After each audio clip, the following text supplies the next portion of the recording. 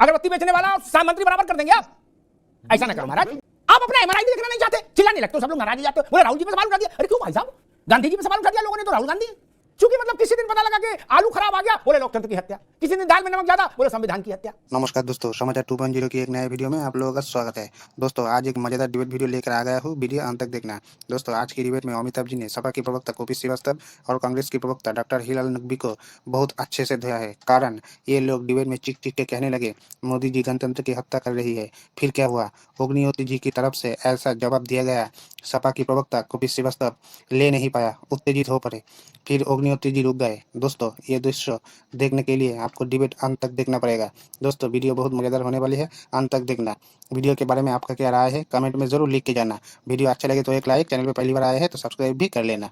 चलिए शुरू करते हैं। एक तो मेरा निवेदन और भी है, सब आल पार्टी मीटिंग कर लो हिलाल भाई, सारे बड़े नेता वरिष्ठ, और फिर वो अपने प्रवक्ताओं को बता दें जो राय बने कि भाई लोकतंत्र की हत्या, संविधान की हत्या, ये दो शब्द किस स्थिति में बोले जाएंगे ये तय कर लो। कसम हमारी विनती है, करबद्ध प्रार्थना है, सब बड़े लोग बैठ लो, क्योंकि इन दोनों फ्रेजेस की भी ऐसी तैसी कर डाली राजनीति ने। पूछो कैसे नकवी साहब? अतीक का लड़कवा मारा गया मुठभेड़ में, क्या बड़े नेताओं ने कहा देश के लोकतंत्र की हत्या हो गई, संविधान की हत्या हो गई, कानून के राज की हत्या हो गई। हमने अपने सहयोगियों से कहा जाओ बाहर देख के आओ, मर्डर हो गया।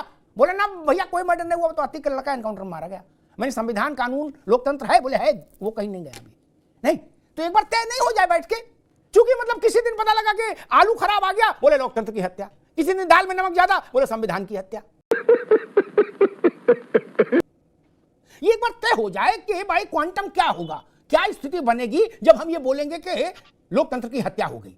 देखिए, जब देश के इतिहास में एक नया इतिहास रचा जाए जी कि एक सरकार अपने 5 साल के रिज्यूम में 258 सांसदों का निलंबन कर दे और उसमें सत्ता पक्ष के एक नाम, इसी को कहते हैं कि लोकतंत्र खतरे में।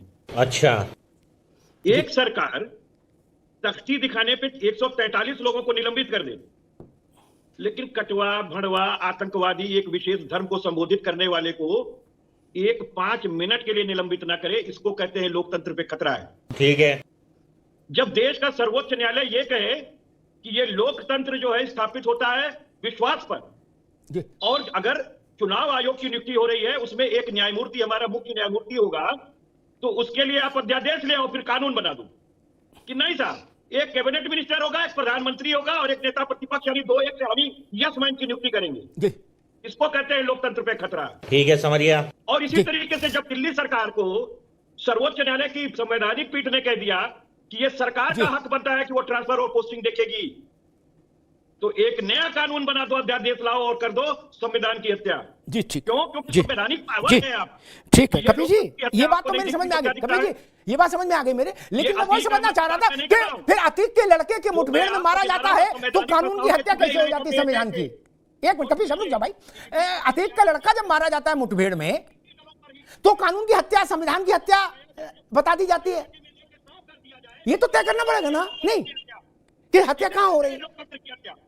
नहीं अरे चिल्लाओ नहीं भाई, दोनों चीजें एक बराबर हो जाएंगी। अतीक का, अरे एक मिनट, खैर कृष्णमोहन जी वो थोड़ा उसमें है, उत्तेजना में है कपिल भाई। आप इस बात को इसलिए बेहतर समझेंगे, हालांकि केजरीवाल से आपका कोई लेना देना ज्यादा नहीं है, पट भी नहीं रही अभी, फिर भी मैं बता दूं, इसलिए समझ पाएंगे क्योंकि जब शहाबुद्दीन का मसला आया, देश की इतनी बड़ी आबादी की महिलाओं का मसला आया, तो राजीव गांधी का ठेंगे पे सुप्रीम कोर्ट नहीं मानते, पलट दिया लोकसभा में, बहुमत था उनके पास। तब लोकतंत्र खतरे में नहीं आया, न संविधान खतरे में आया, न बाबा साहब की किताब खतरे में आई, न जनतंत्र खतरे में आया। नहीं हिलाल भाई, ये पिक एंड चूज ने देश की राजनीति का बेड़ा गर्क कर दिया भैया। नहीं, और तरक्की इतनी हो गई मुल्क की, 3 करोड़ 61 लाख रुपया सुखराम के यहां मिला था। सुखराम के यहां 3 करोड़ 61 लाख रुपया मिला था 30-35 साल पहले। नए लोग जान लें, बहुत से लोग तो तब स्कूल में होंगे। ठीक, आज साहू जी जो हैं, आदरणीय साहू जी उड़ीसा वाले, उनके यहां 351 की घोषणा हो गई है, यानी 100 गुना ज्यादा। ये तरक्की हो गई। हिलाल नकवी जी, मैंने इसमें क्या बात गलत कह दी कि भाई एक सब लोग लिस्ट बना लो बैठ के कि संविधान की हत्या कब मानी जाएगी, लोकतंत्र की हत्या कब मानी जाएगी।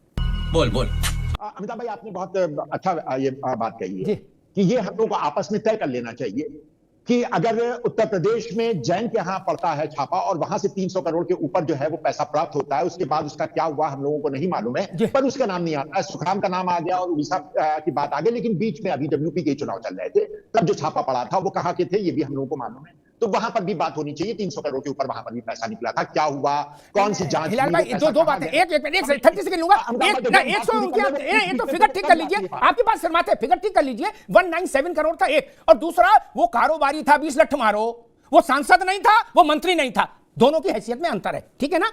अगरबत्ती बेचने वाला और मंत्री बराबर कर देंगे आप, ऐसा ना करो महाराज जी। सही बात क्या, तो बिल्कुल सही बात जी। है कि सांसद होता है, वो चाहे विधुरी नाम का सांसद हो या अनुराग ठाकुर नाम का सांसद हो, आप जो है वो चाहे अंदर बोले संसद के या बाहर बोले, क्या आप उनको जो है वो बराबर कर देंगे आम जनता के? नहीं कर सकते आप उनको बराबर। आपकी बात बिल्कुल जायज है, बिल्कुल सही बात आपने कही है।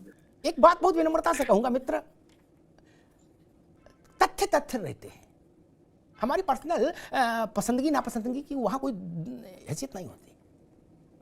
एक वैज्ञानिक बात कहता हूं, कांग्रेस भाजपा उसका कोई खंडन नहीं कर पाएगा। थेतराई कर सकता है कोई भी, लेकिन खंडन नहीं हो सकता। थेतराई तो फिर भगवान बचाए, उनसे कौन बहस करेगा।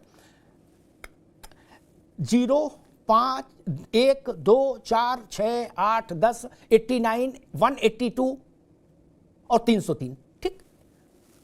ग्राफ यूं गया, बात समझ में आती है। 415 से 44 दोनों की गति में अंतर है, ये बात है, प्रकृति में अंतर है, सिर्फ उतनी सी बात कही जाए, उसमें नाराज मत होइए। आप अपना एमआरआई देखना नहीं चाहते, चिल्लाने लगते हो, सब लोग नाराज हो जाते हो, बोले राहुल जी पे सवाल उठा दिया। अरे क्यों भाई साहब, गांधी जी पे सवाल उठा दिया लोगों ने तो राहुल गांधी है। लोग जवाहरलाल की समीक्षा करते हैं, अंबेडकर की करते हैं, और मैं आपके धैर्य की प्रशंसा करता हूं। आपने कहा हमारे 10 साल में फेल होंगे मुद्दे, 20 साल फेल हो, ठीक है, कोई दिक्कत नहीं, हम आपके धैर्य की प्रशंसा करते हैं, क्या दिक्कत है। अगर आप तैयार हैं तो कोई समस्या नहीं, लेकिन हां, एक ग्राफ यूं जाता है, धीरे धीरे स्लोली अप हो रहा है, और एक शिखर से नीचे आते आते आते आते बेसमेंट में चला गया। दोनों की समीक्षा अलग होगी, यह बात बहुत विनम्रता से कह रहा हूं हिलाल भाई, और इसको स्वीकारना भी चाहिए, ठीक। जिसके 2 1 0 था, एक मिनट, जिसको 0 था, नहीं कपिल बाबू भी सिरे लाएंगे क्योंकि वो भी उसी बीमारी से ग्रस्त है, उनकी पार्टी भी, तो वो मसला नहीं। मुलायम सिंह, एक मिनट, मुलायम सिंह के समय में लगभग 30 सांसद चुन के आए थे, जब यूपीए फर्स्ट था, मनमोहन सिंह की सरकार पहली बार आई थी, है आज 3 रह गए। अरे बात मैंने कह रहा, मुलायम सिंह ने कही थी कि ये स्थिति कर दी पार्टी की कि हमारा दिल्ली मजाक बनता है।